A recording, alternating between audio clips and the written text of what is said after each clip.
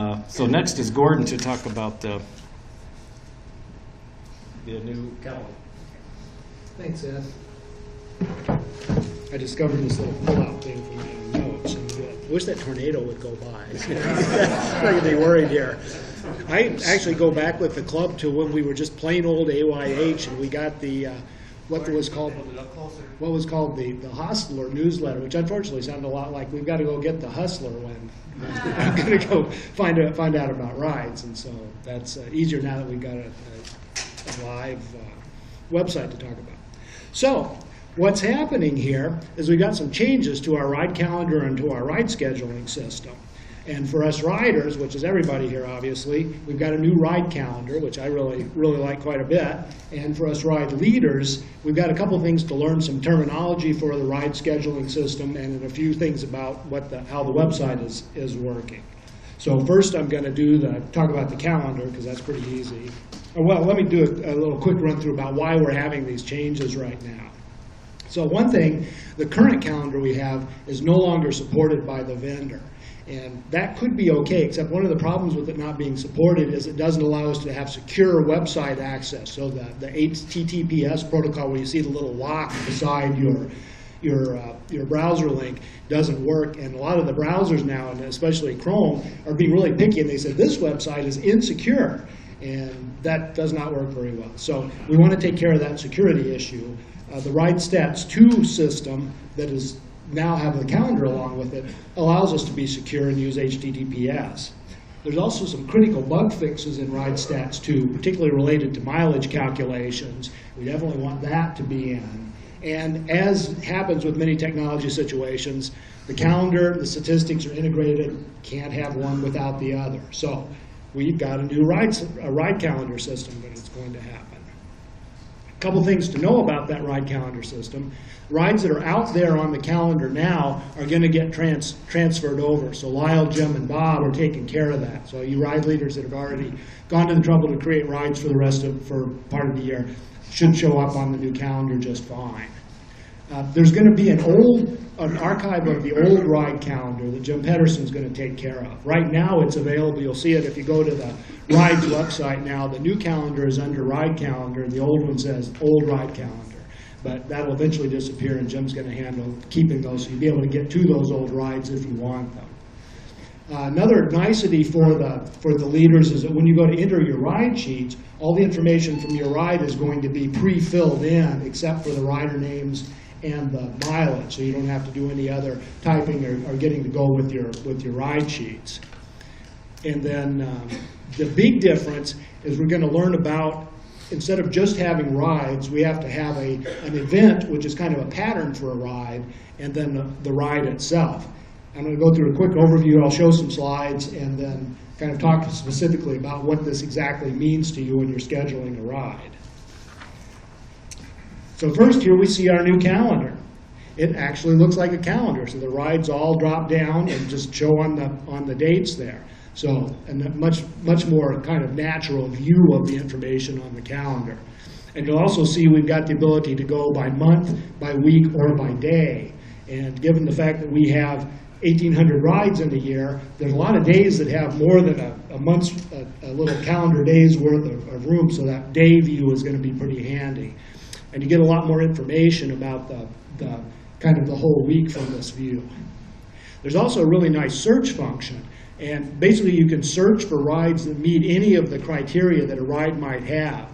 So you can use keywords. So like, for example, if you want to see something down in the Mendota neighborhood, you can just put in Mendota and find all of them that have Mendota in the name or the description.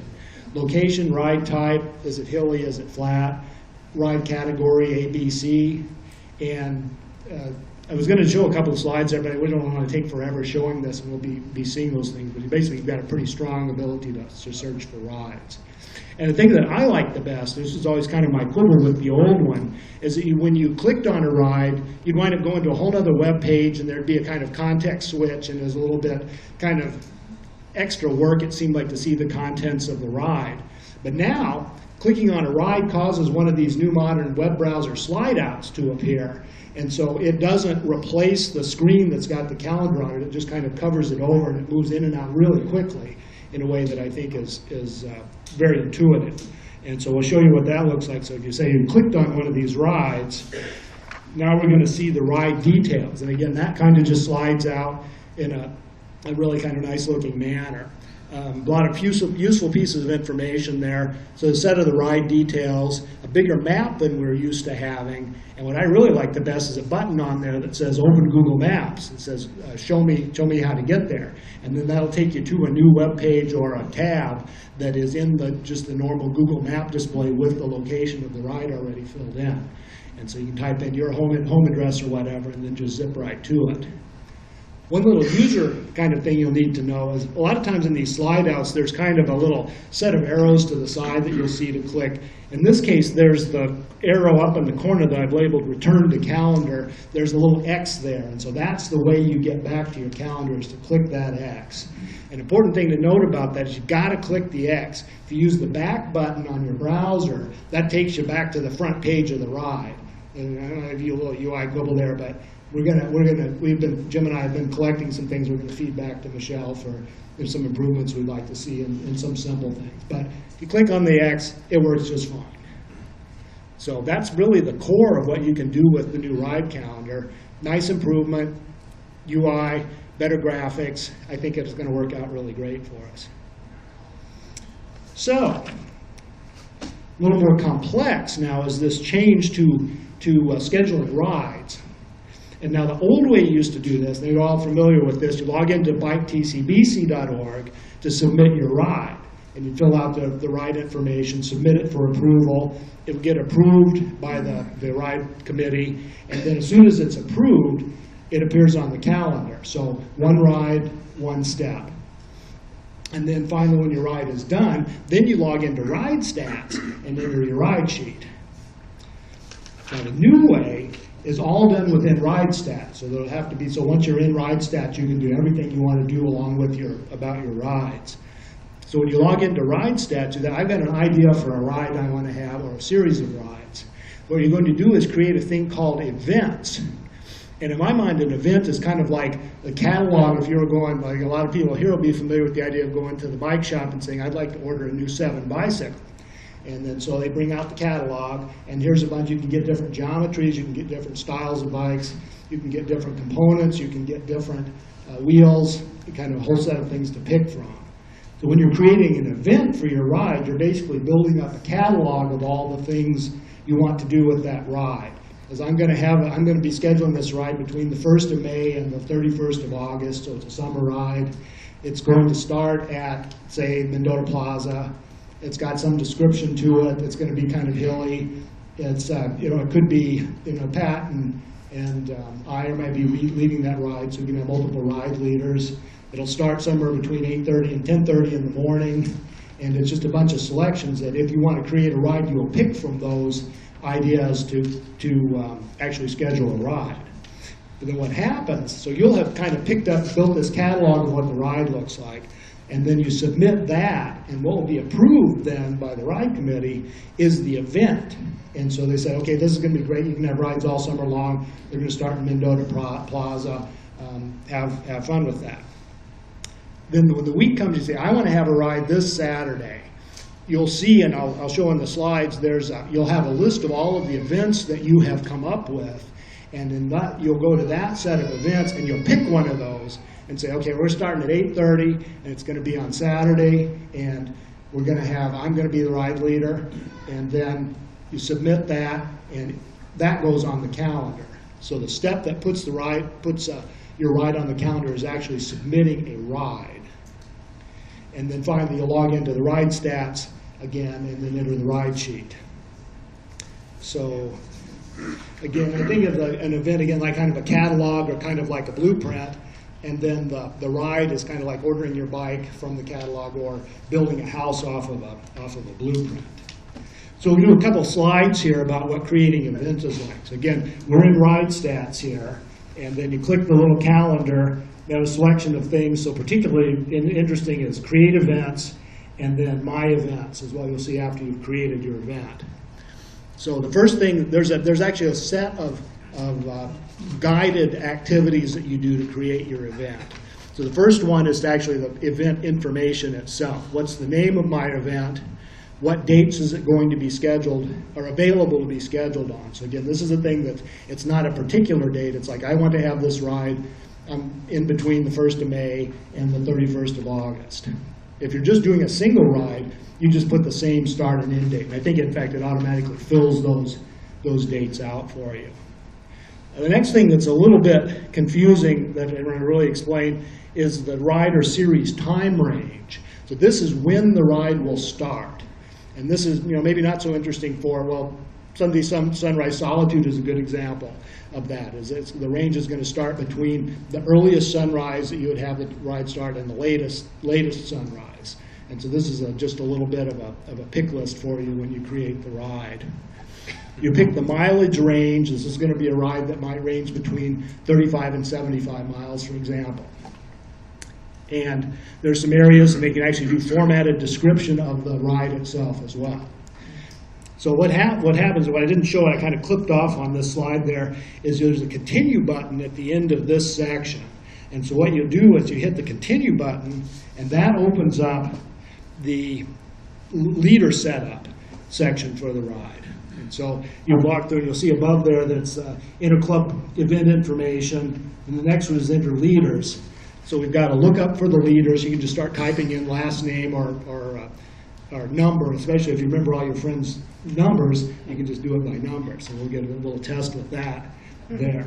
And this is where you can set multiple ride leaders. So if you want to create a set of rides, and you want to share that ride leading duty with someone else, you can add multiple leaders to this, and they'll show up, and each of those ride leaders will be able to manage the ride once there's an event set up.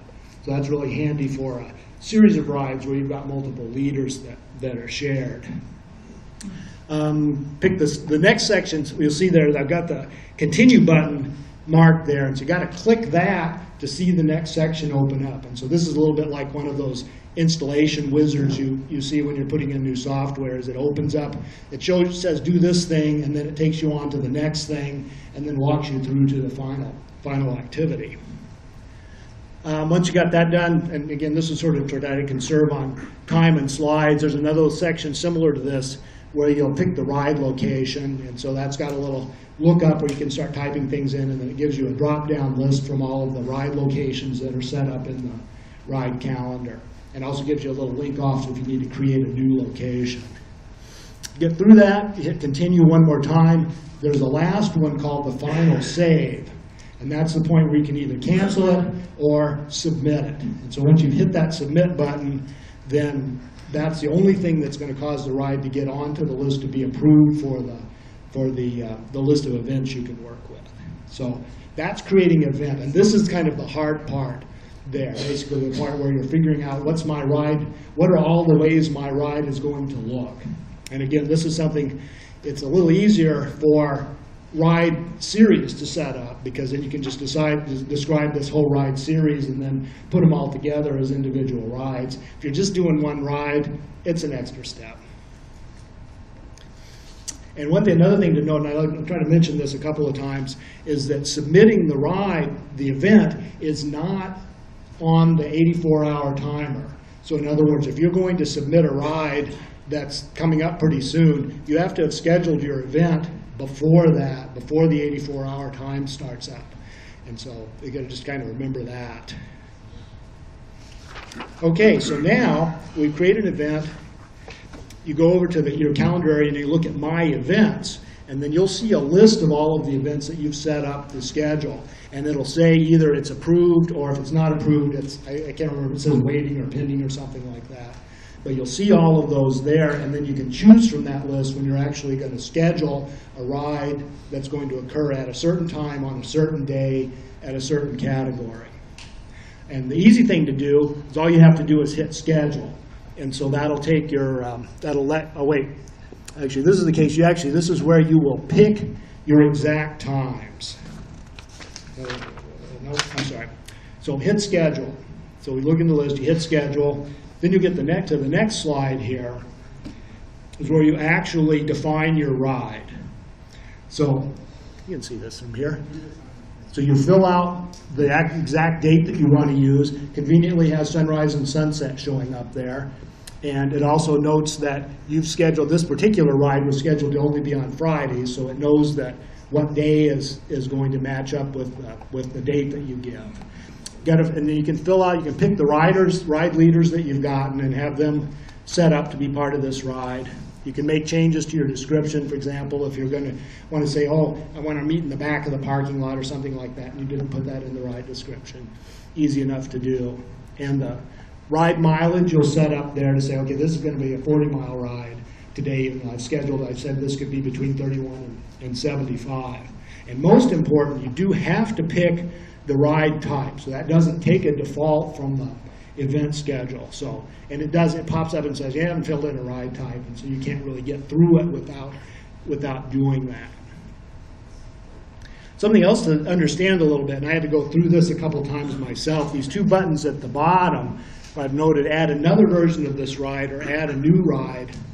There's two things you can do. So if you're going to schedule a ride and you want it to be an A-B ride and a B ride, but you want it to start at the same time, you actually have to submit two rides for that. So you can't just say, like in the old system, you can say it's going to be A, AB, and that would work out fine. But in this case, you would submit one ride that was the particular distance you want for the AB riders, and then you go back through using that button that's on the left there and say, okay, now this is going to be a B ride, and that's going to be a 40-mile ride with a different leader there. That's probably not going to happen all that often, but sometimes riders we're having a little more complex rides. The other one, add a new ride, that's what you're going to happen most of the time, is that this ride's ready to go. You click that button, ride appears on the calendar instantly. So there's not another step between setting up the scheduling the ride here and actually having it appear on the calendar. Another little thing I didn't get about the calendar thing is that if you want to cancel the ride, any of the ride leaders can do that, and you can do that directly from the calendar. So that works out all pretty easily to do. And so at that point, you have a ride ready to go. It shows up as canceled too. Yes, it does. It does show up on the calendar as canceled. So it's really pretty nice visuals for that. Yeah, Hugh? Okay, you set up your event, and then you put as many rides, or they all can be at the same place. That's what. Yeah, he was wondering if the ride that your event has to be at the same place. And you can, actually I don't know. I think you can pick multiple spots for that. I haven't tried that. Okay, well, it says you can't put multiple locations in for a particular event. And then at the time in the event, and then the time you pick the ride, then you would say where it is. Let me do one more last slide here, and then we'll do some questions. I might clear up a couple of them with the last slide here. So a couple things I thought about this kind of thing, that the series events, the events make series of rides easier to schedule because you can make one event that covers all of the different rides in your series, like how many days it's going to be, or if you want to have different distances or that sort of thing. And then you can just go click, click, click through and set up all those rides for each day. If you're doing a single ride, it's a little bit more work because you have to do an event, wait for the event to be approved, and then do the ride. But on the other hand, you're ready to go with the ride. And the ride, again, the system will notify you if you're within the 84-hour window. So that's automatically taken care of, and if you're too late, it'll tell you. And otherwise, you can get it in. And for rides themselves, I noticed one thing, you get an automatic email when the ride goes on the calendar, so that's kind of handy if you're sort of email-driven like I am. And then I think I mentioned this before too, any of the ride leaders that you set up on the event can add rides to the calendar and schedule those rides. So that's another good, it makes it a lot easier, I think, for ride leaders to share rides amongst each other. We can cancel a ride, I mentioned immediately. And then Jim particularly said for those of you who have already scheduled your rides, take a look on the new calendar, make sure they're right, because the team has been doing some stuff by hand to get things together. And then, they said, we're new at this too.